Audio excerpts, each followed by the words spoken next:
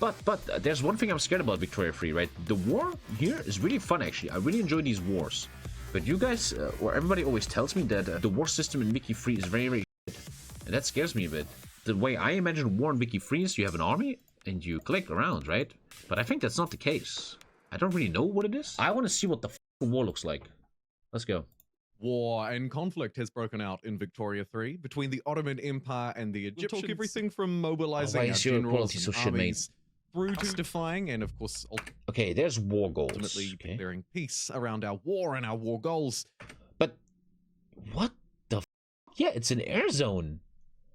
That's hella awkward. But can I don't know if anyone knows this, you guys haven't played Wiki yet, but can I at least design army and divisions? Can I decide if I want more CAF than Inf, or how does that work? This is footage from a dev stream. I don't get why they made the wars like this. War has been a huge part of Wiki 2. Yeah, that's really weird. It's like the remade Risk. You select the equipment and that's it. In this grand strategy gameplay of Victoria 3. Okay, that's really awkward. It is, of course, provided by the developers. There'll be a link below if you want to check out the full live stream. But in this video, like my last one, and it's drawing from that same gameplay, not a part 2, it's a standalone, but it will follow on from it. We'll be following through their journey. Yeah, obviously there will be DLC or something to change that. Jump yeah, cuts, but edits, really and weird, man. fast-forwarded sections throughout. The generals manage everything in the military now. I would appreciate I don't do you anything. hitting the subscribe button. Sorry, a shameless plug, I know, but we get better than the micro bullshit. Nero, man, if you think that this is better than you actually microing the units, then you are a fucking noob, Alter. I'm gonna make a bold guess. You won't like it due to this. You build economy, sure, but the point of economy in Wiki 2 is that you can fund a war. It's like Mana and Imperator will be patched out after the playbase drops it off. Makes sense. Close to 30,000 subscribers. There'll be time cards below as well, referencing different sections in the gameplay. If you prefer to skip ahead or back and look at some of those, I don't know about that. I'll be We will providing figure out some next broader week. commentary. Tune in on Tuesday, boys. Tuesday evening, man. We're playing around this. how I think that this footage in particular has probably changed some people's perceptions on combat in Victoria 3. Now, speaking of which, let's talk about this first section and how it plays out with the broader combat system. Select an HQ to recruit a general. Select general to recruit. Here you can see them selecting some generals to recruit, getting rid of the old ones based on their trade. And this guy sounds like another YouTuber. There's a YouTuber I watch a lot, and he sounds exactly like him, but I don't know what it was. There's like a huge YouTuber I watch sometimes, and he sounds exactly like him, dude. But fuck, I don't know who I'm talking about. And pulling in some new, fresh blood, because they're getting ready for conflict with the Ottomans. They're playing as the Egyptians. This war, well, unfortunately, is already written on the wall. It's a matter of time. They're also doing a number of other things. It's not just the commanders themselves being promoted and assigned and so on. Yeah, amphibian. Maybe amphibian. Yeah, maybe you're right. Yeah. But it's also about amphibian goods, guy. Because, of course, you can't fight a fight without, say, small arms. In this case in particular, they're trying to also balance the budget and bring in some really basic essentials, you know, tools, iron, that kind of thing, while also trying to reinforce their domestic supply. Because the role of equipment and how that plays out in the strength of your army in Victoria 3 is very important, and this gameplay footage really reinforced that. The final thing that they're doing in this sort of preparation stage is, I like to call a little bit of diplomatic soul searching. You can see them bounce around different nations while reflecting on their own somewhat poor standard of living and tax rates to try and find allies, maybe, or suppliers for those goods that they're missing. This game is going to take a while until I learn it. That's crystal clear. I'm going to need a while. And then they move to making what's called a diplomatic play. Diplomatic play. Diplomatic play in Utopia. Escalation is continuing. There's units mobilized? What? Look, this is infantry, and what is this? Initiator is uncertain. Target is you, the player. There's war goals. Partners, really, in essence. And then they move to making what's called a diplomatic play. There are a whole load of these that you can make in Victoria 3, but of course the one in focus here is warfare. The diplomatic play is declaring a war, justifying a conflict. However, it's also going to be coming at them in a major way, which brings me through into my next topic of conversation, and it's about the government and military. Because of course, in Victoria 3, while we look here at our enemies and their manpower, for lack of a better word, the number of populations that they have available to become soldiers, We're also looking at different things you, that Kara, we man. can What's do up, as boy? a state Thank to you, man. carry out Hype that is decreasing. conflict, using Right now, all yeah. of that manpower and hopefully putting it to good use. One thing that they It looks noted so in particular mobile for this gamey, man. conflict, and Holy it's important shit. to bear in mind, is that, quote, our victory condition here is white peace, end quote. They're looking for something like survival, maybe liberation of someone nearby. Potentially, there's a diplomatic query to justify there, and maybe bring more countries into their realm of control within their market. Is looking at you to the left. The other thing that they are looking to do as they justify their war goals here is to mobilize the generals. They talked about sort of a decision and a discussion between two different pathways. The first here, as you can see, mobilizing the generals is quite expensive. So how do you meet that? Well, their option was to basically just go into debt, not bring in your conscripts, and then look to your generals and armies. And here we see both generals on land, but also the Navy. You'll see me zoom in on that a little earlier and later in the video as well. Thank you, Duns. This is where the player-controlled I saw your message on Discord, but I think I'm not looking for mods right now, man. No hate, sorry. This is, of course, a little bit different to other games. I'll talk about that a little bit later in the video. But essentially what they're doing is every time I watch the Victoria Free video, I understand nothing. Their armies I guess I just have to play, man. They're grabbing their generals from the right-hand side, and then over on the left-hand side of their screen, they've been assigning them to different things. To defend a front line, to push a front line when it comes to units on land. And then for the naval units, they had different options, of course. Things like raiding convoys that are used for trade, or of course, full-out naval invasions and assaults from sea to land. Either way... But if I make a naval invasion, I don't micro that one, it's automatically done? I don't fucking get this. So the war has broken out. There was a crisis, a diplomatic play, and they escalated that play. And now a war's breaking out. War with the Ottomans. Isn't he the Ottomans? Are they playing Egypt? Wait, I thought they're the Ottomans. The attacker is these two fuckers, and they want Adana and Syria. The defender wants war operations, Tripolitania and Iraq. He is Egypt. That's the Egypt flag right here, yeah?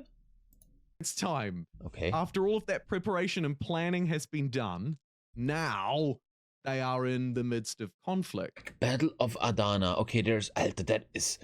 Dude, I don't want to shit on Paradox all the time because I'm kind of working with them now, but what the fuck? Who the fuck thought this is a good idea? Who thought that's a good idea?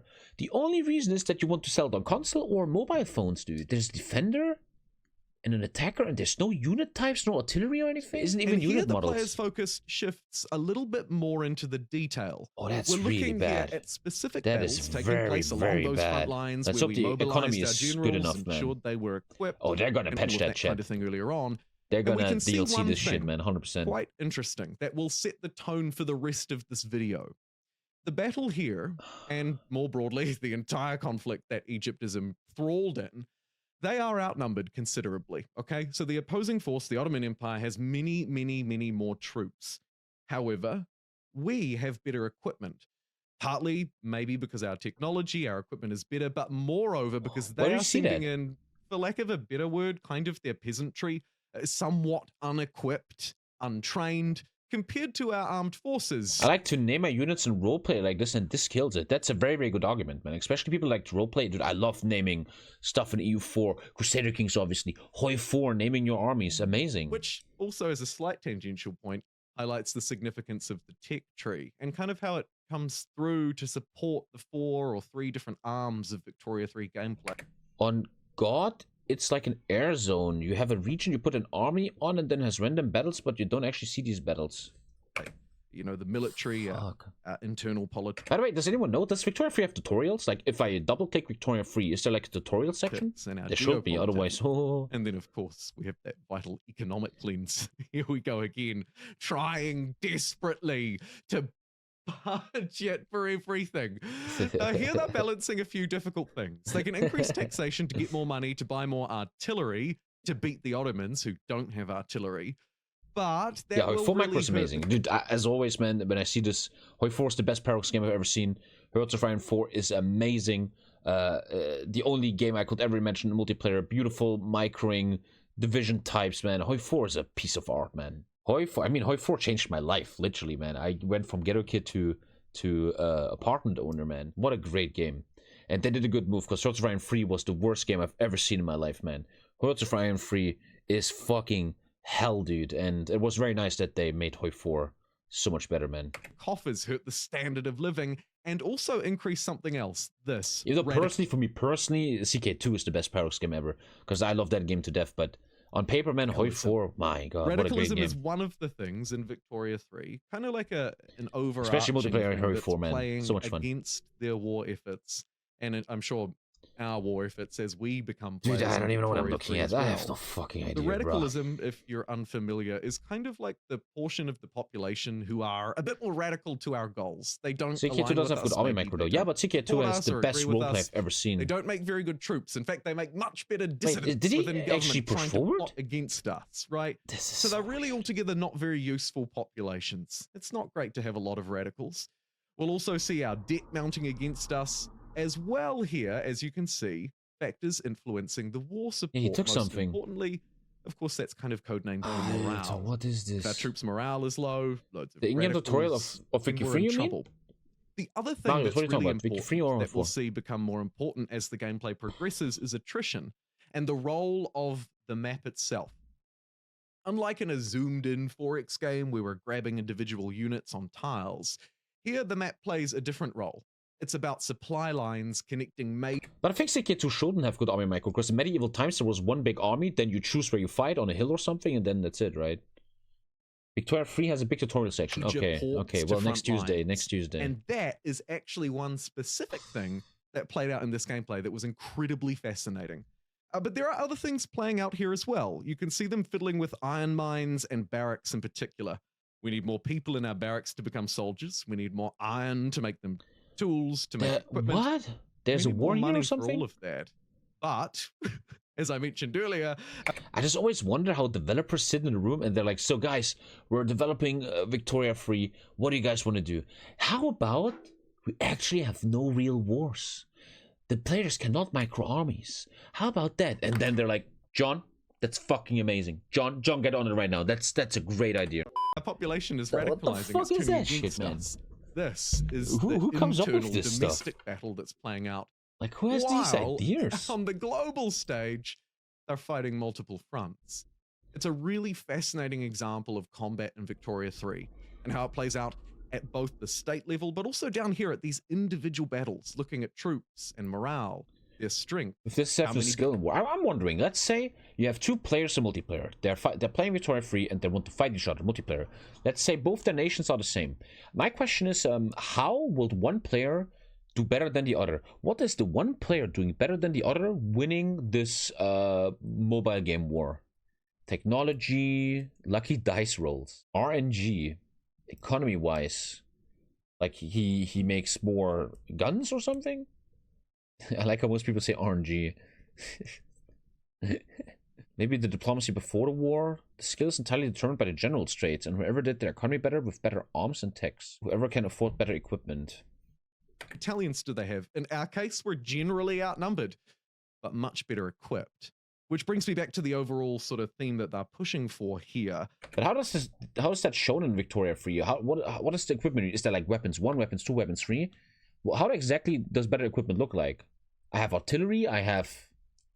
What exactly, does anyone know? What exactly is better equipment? Attrition. In detail. Pushing to just hold the line, grab a few things in the deal at the end, thanks to coming out better off.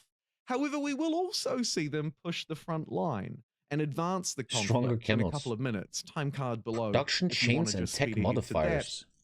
I don't, because it's terrible for watch time, but more importantly, because I'd like to talk now about how the risk things has that better I've just wars than this, and how this conflict is playing out, whether it's... Here we go. Here we see it. It's free. It's artillery, small arms, and men of wars. So when he says the other guy has better equipment, what does that mean? The other guy just has more artillery and small arms? And better technological modifiers? Poorly funded military buildings and an underfunded military. Territorial IO has more micro than Wiki 3. By some shiny artillery being imported from overseas. This are some of the key takeaways from Victoria 3's combat live stream. I wonder who comes up with this. Kind of what this who thinks this is clever? And of course, let's not forget, Victoria 3, very much sort of a political economy simulator. with military and diplomacy all thrown in. Yeah, great to see this new map And then, of engine course, in we HOI4 have sort of Paradox's Well, Herbs other Fire 5 will be the right? biggest thing of my entire career. Focused Yeah. on dynasty, Thank you for 2 years, lineage, Mizo, my family, brother, and man. character Appreciate it, man. events. Thank you. And then you have, say, Hearts of Iron. Thank you, man. Much more conflictual, combatant sort of game. That's 2 years. All of which falling into grand strategy with these wonderful In the maps stream, in the Turks had only irregular infantry, while Egypt had a real army. My question is, how does that show, though? What does that mean? I have irregular infantry, and what does it mean to have a real army? What does the other guy do better than the other? You can change the production method on your barracks. The production method on your barracks. I was particularly impressed by a couple of things to do with this fight in particular. Firstly, it seemed to demonstrate that more minor, less powerful nations could absolutely be playable, and you can have some real fun with them too, within their limits, and if you play to their strengths, even more so. Moreover, though, and you'll see a particular clip of this more towards the end of the video, it was quite striking to me one moment in particular. That's actually a good answer. The player, the Egyptians, Thank you, Panda were Bear. able Appreciate to it, guys. push Thank you so a front much. line slightly aggressively, but it worked. First, there are unit types, which are determined by whichever means of production you assign to your barrack buildings. More complicated, therefore more powerful unit types require both a technology as well as some combinations of certain input goods. Small arms, artillery, ammunition, rubber, motor vehicles, opium, etc. Really stacked out units are very expensive, so you have to get your economy clipping along. Very good answer. Thank you so much, man. Your first thing you ever sent this chat. Thank you. That was really good. They did this so they don't have to program any combat AI. Worked and cut off a market from enemy armies. That meant that they couldn't resupply. This was a major supply line in a major market. Actually cool. I'm not talking a corner dairy, by the way. They cut off that supply, and it really made a big difference. All of a sudden, this, granted, slightly better equipped, but incredibly outnumbered army were able to hold their own. No, I'm not talking miraculous, movie scene, pulling out my thing and slaying 1,000 people, Jon Snow style. But it was realistic, it was believable, it was gritty, and it was cool to see it play out. It was really great to see the role of overarching supply play through in combat. Wicked to see. And what I would expect of a grand strategy game of this style. I'd like to see, hopefully, when the full release comes out, the AI and generals take advantage of this through different things, like potentially and hopefully not letting this happen too often on the AI's front, particularly on higher difficulties. But also, more importantly, we could probably see it play through with generals and their traits and different leadership styles. Another thing that I found particularly interesting about combat in this live stream, overall it seemed pretty good. We've seen how fighting on multiple fronts work, right? We have the northern front. Look, you can tell them to advance, to defend, or stand by. And then what's the difference between stand by and defend? The western front in this gameplay in particular. They also demonstrated how small but tactical decisions can play out and have reasonably large impacts, like that one I talked about. Maybe it's before, actually not as bad as we think, man. It wasn't the only one, of course, so the right timed strike can make a big difference. They're also looking through at how different fronts are supplied. You can see there's sort of 3 or 4 different fronts that they're clicking on, monitoring how well defended they are at a sort of a grander level, how many battalions of troops are waiting, and the broader defend is what normal armies do, stand by is what Italian army does. Equipment level, but not getting too deep into the details. Stand by is going back to your HQ and ignore the front line. Geopolitics rather than individual movement of units. No good, man. You know your shit. It was interesting to see the especially powerful display of both technological unlocks and trade. Max says something beautiful. Micro doesn't fit into this Victorian setting. Back then, wars were not won by micro. Mainly they were won by high-level decisions that generals made and the economy that the countries had. It's a good argument. Here I'm thinking it's a good argument. In particular about the artillery. Really, really interesting. As we come to advance the conflict and move towards peace, maybe one last push, as you might be able to see playing out on screen, it also makes me reflect a little bit more broadly on what's happening here at the very end of the fight. We see a few interesting things, gameplay-wise anyway. Shipping lanes. We see troops moving and being cut off from one line, then being intercepted on the way back, i.e. the Egyptian troops were sort of a little bit ambushed by the Ottoman troops, or vice versa, sorry. And then they were able to resupply at a loss of attrition. All of this is playing out almost behind the scenes, though. It's important to note. If you're unfamiliar with Victoria 3, we're not necessarily directly controlling all of these in real time, but rather, as governors following the geopolitics of the state, it's an we're more interested concept. in ensuring that these battles can play out, and then assigning the overarching orders to the generals and the admirals. I think while it was very impressive and will probably, and at least looking at the comments on my last video also, have a pretty good impact on how people see warfare in Victoria 3, how it plays out. There are, of course, still a few things that could have been tweaked. One of the most common observations that I noticed from watching, but yeah, that will probably be attached in the DLCs that advance the war system. Yeah, there could have perhaps been a little bit more visual going on with the map, with troops and ships. The visuals are fucking cancer. It's wonderful to see some of the overlays that you may have noticed in this as well. Insane hovering over cancer. individual battles, seeing how they're going. This is the worst war. This might actually be the worst war visuals I've ever seen in my entire life. The commanders, the admirals, generals. You tell me one game that has worse and sort of telling them which lines to push, dude. which seas to invade, that kind of thing. All really good, and what I would expect from a geopolitical simulator at this level. But it would be nice to see, as people have pointed out, maybe some explosions or signs of troop convoys. I don't really understand what I'm seeing. Like right here, there's 3 Egyptians fighting 151 Ottomans, and he's losing, right? Yeah, he's losing that. But could he make a decision that, well, why is this front line so weak? Like, why? But there's a mad battle in Istanbul that he's winning, and here is 0 versus 1, and he has 100%. Like, could he influence that this front line gets stronger? Across the map. Some sort of visual giveaways to support what is undoubtedly a very well formulated and informed system. And here, you can see the conflict concluding as we move toward peace, adjusting the different war goals, peace deals, and justifications. Oh, you have to adjust the war goals all the time. Into our zone of control. They talked a lot about these deals as well, and talked about how some other deals could play out. You know how this makes me want to play? I want to play super technocratic and just have a really, really technologically advanced army. So I just, like Egypt here, just beat everyone. End up with a treaty port, being able to use a country's port, but not taking over it. And loads of other things that we'll have to wait. I mean, let's play next week. We probably don't know that. Thank you, Basileos, my brother. Thanks for watching. I'll see you next time. Space Marines? I have a bolter in my hand. Okay, what the fuck was that, Aldo? Mashallah. What are you still doing here, mate? Jeez. Well, if you want to see more, click these videos. Have fun. Looking good, boy.